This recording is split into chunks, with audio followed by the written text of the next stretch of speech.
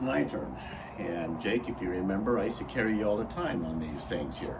So let's take little Ellie, and I have her here. Oh, we're gonna put you in here. She's gonna watch me water the grass. Bring her in. Make sure that her head is supported. And I can either have her straddle me sideways like this so she can look out to the side, or I can even lower this and have her bring it down further if I want to. But I just make sure that when you put the sling on, that there's a pad that goes underneath the buckle right here, so that when the weight of that will rest on the pad and you don't feel your shoulders straining in any way. But what I like to do, I used to carry you either facing out this way to the right, or sometimes I would carry you on my back when you were a little older, and I don't know if you remember that. I'd carry you on my back. But it's very easy because I can let go at times and still straddle. Let's say I'm going to water the grass and I have to take you outside for a while. I can just come right out of here, turn the faucet on, and It's over here, honey. oh, that leak over there. Turn the faucet on.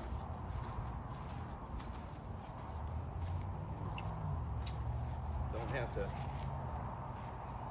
worry about it, and I can just, my hands still would be free to move around, and I can still water the grass, and you can just enjoy spending some time with me. Ellie would love that. You guys are always very, very secured with your mother and I think that's what made you guys more confident in growing up and feeling safe and secure. But you're not having to pull all this material out. See, there's a to lot try of to room put her here. down in there because she's small. The trick to this is that always to make sure that their feet are on the inside when they're young, when they're very small, so that they're nice and stable in here. The head will rest back here. Sometimes, if they're sleeping, you can even bring it up a little bit more and have them sleep a little more sideways. You can, and of course, if you're nursing, you turn their face a little bit more. You can turn their body so that Karina, as Julie showed you earlier, she can feed on you very easily using this as well. Don't feel like it. I can tell you, when I first wore this sling, at first I was a little bit leery about it because I said, is it going to be enough? But this is very strong.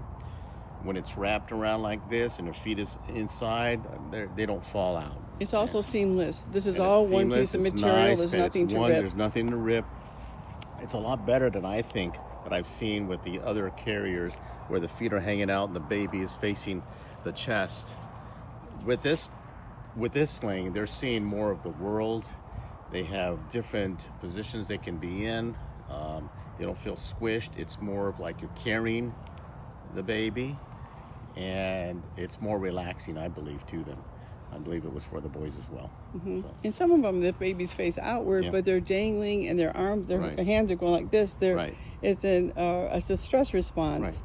And so, show how you sit her up, and as she's getting older, the legs can come out and just sit.